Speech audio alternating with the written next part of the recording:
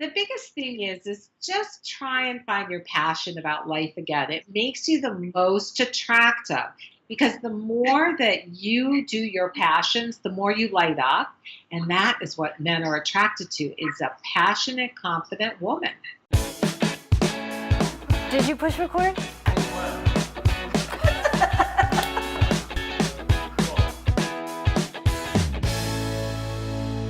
Thank you so much for tuning into our second act with Paige and Silka. Today we're kicking off a new series on finding love again after 50, and I'm so happy to have expert dating coach for women over 50, Lisa Copeland, joining us. Thank you for having me here, Silka. I love helping women find love after 50. So Well, excited to be. we need lots of help. Just so our viewers know, Lisa is the best-selling author of the book The Winning Dating Formula for Women Over 50, and she's helped hundreds of women, around the world find love again after 50. So Lisa, we need lots of advice. Lots of our viewers are in that boat, as you and I have, and I want to point that out. That our motto here is that we live what we bring you, and you certainly have come through this. This isn't theory, this is practice we're talking about. Tell us briefly, how did you get where you are today? I was at the end of a 2-year marriage. The marriage was based totally on chemistry, not on friendship. So we had nothing to hold it together. The glue was missing. And I came out of that marriage and I thought, I've got to find a coach. I need someone that's going to really help me get what I want. And the problem was no one out there was helping women over 50. They were 30-year-olds, 20-year-olds, 40-year-olds, and they didn't know what it was like to come into the over 50s dating scene worried about, how you looked and how you were. And I called my sister and I was crying and I said, I'm doomed to fail. I'll never have another relationship again. Woe is me. And my sister says, Lisa, you're one of the most resourceful people I know. Just start figuring it out. Well, I started to see that there were tools I needed and mindsets I needed. And as I did it, I started to really have fun dating. And my friend said, why are you dating and we can't find anyone? And I started to teach them how to date. And then I came across a statistic of how many marriages over 50 were ending. Yeah. Great divorce. Yeah, I thought, I can't let another woman suffer. I was miserable. When I came out of my 24-year marriage, I didn't know what I was doing. I felt rejected. I didn't understand why men did what they did. And when I understood all this, dating was really fun. And it brought me to where I am today in a great relationship, but even more importantly, helping women find love again. Well, and I can't wait to get into all the tools that are out there now that you'll help us, navigate. What I do want to start and focus on in this segment is something that Paige and I opened up in our last segment, and that is, before you get out there, before you put yourself out, you really need to have the right mindset. And I think you agree with that, is that, we bring a lot to the table after 50 years or more of marriage or whatever we went through. How do we prepare ourselves to have the right mindset to get back out on the dating scene? Well, the first thing you want to do is take time to heal. If you don't take the time to heal, you're going to reattract the same man, just in different clothes and a different job. The second thing about taking that time to heal is you're so intertwined with your ex that you've forgotten many times who you are and what makes you happy and what are your passions in life. Because I remember going to this restaurant, seeing this famous sports person. The guy I was with pointed him out, and all I could think about was, oh, my ex would love this. And that is how intertwined I still was. And you have to sort of untangle yourself and find you again. So really treasure that time that you're taking to heal. That is the first mindset, is to really allow yourself to heal. Yeah. In one of your articles, you reference 3 questions to ask yourself. I don't want to put you on the spot here because you've written like hundreds of them. I have. But it struck me, and one of them was, and maybe I can help lead you into this, is that picture your ex, and how does that make you feel? That helps you know if you're ready or not. Tell me what you mean by or meant by Yeah. that. That is the best question to ask yourself and to do the best exercise. Picture him in your mind. And if you feel anything, um, if you feel any kind of anger, then you know you've got a little bit more healing to do. Because if you still feel really angry at your ex, what you're going to do is you're going to come onto the dating scene and you're going to talk about your ex. And what happens is you get labeled a drama queen because men think you're just too much work and that you'll talk about them too. They don't want that. And also, you need to be able to have a conversation without bringing your ex up.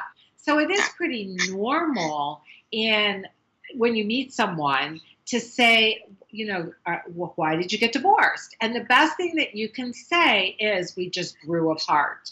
Don't get into the drama of what happened. Nobody on the first date needs to know that stuff. And it makes you come across as you're confident, you're ready to date versus still holding on to anger.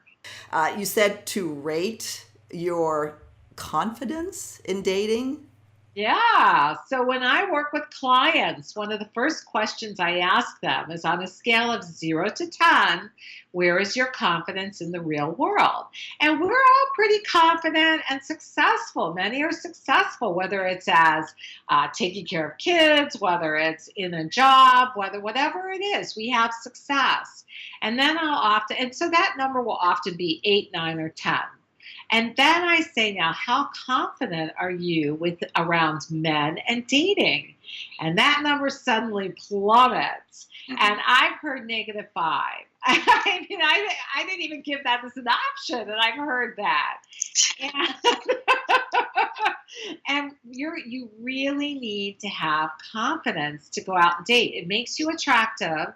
And also, you get to have a choice then. You get to feel empowered in the dating world, because when I first started dating, I had no confidence. I would go on a date and I would worry what he thought of me. Even if I didn't like him, I would worry, does he like me? And it didn't really matter. What matters is, do you like him?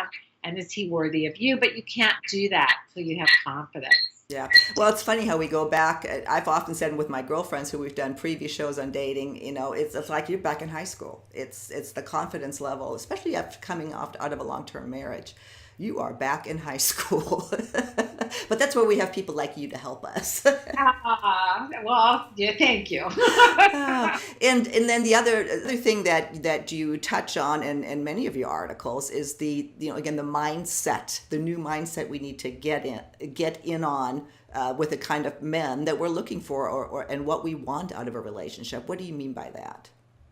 Well, it's really about how you're going to date when you get out there and date. Most people, when they go on a coffee date or a meet and greet or whatever they do for the first time they meet someone, they're trying to figure out if he is the one before a cup of coffee is done and before a meal is done. And in their head, they're checking off those check marks of, does he have this? Does he have that? And so you're sitting on a date and you're actually interviewing someone, versus what I tell my clients to do is be on that date to meet new and interesting men. Don't be on that date to try and figure out if he's the one in 20 minutes. So most women start on what I call curtain number 3. I say that there's 3 curtains for dating, and most start in curtain number 3, which is really the relationship curtain. We need to pull back the curtain of curtain number 1. And that is where we should start dating, meeting someone new and interesting, having fun, choosing how a man should fit in our life. And then if you find someone that you really like, you pull back the second curtain and you decide to be exclusive. And if exclusiveness doesn't work, then you go back to the first curtain and you start meeting new men. If it works, that's when you go to the third curtain, where you are actually in a full-blown committed relationship, and you figure out the two of you figure out how you want that to look. But you can see that most women are trying to do that third curtain on a first date.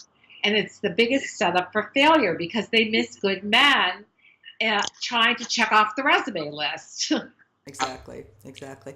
Well, there's a lot to think about, and having gone through it myself, it was a lot of fun, and obviously you had fun, and once you figured it all out, and helping, so many women figure it out for themselves. So we're coming to the end of our segment now. I will make sure that we link to all of your information so our viewers can get in touch with you if they have any questions or want some advice, maybe work with you directly.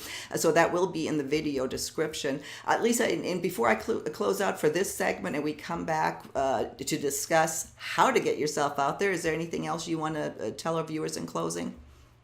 The biggest thing is just try and find your passion about life again. It makes you the most attractive, not your ex's passion, but yours. Because the more that you do your passions, the more you light up. And that is what men are attracted to, is a passionate, confident woman. Yeah. So find yourself, heal, and then you're ready to get back out there. Yeah. Okay. Well, we'll come back and again discuss exactly how to do that, and we'll see you on our next episode of Our Second Act with Paige and Silka.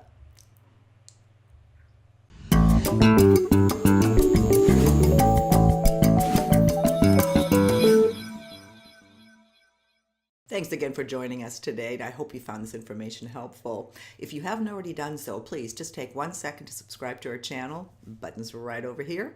And for more videos on finding love again after 50, please visit our website, secondact.tv. See you soon.